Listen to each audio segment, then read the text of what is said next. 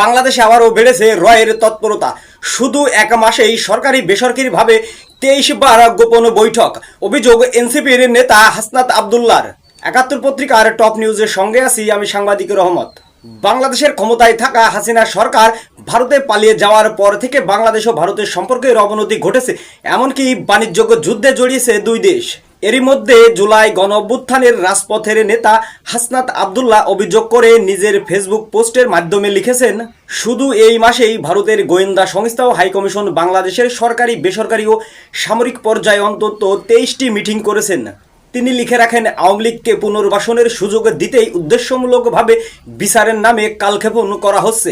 একটা পর্যায়ে গিয়ে বলা হবে, এক সময়ের সমর্থিত রাজনৈতিক দলকে নিষিদ্ধ করা আমাদের কাজ নয়।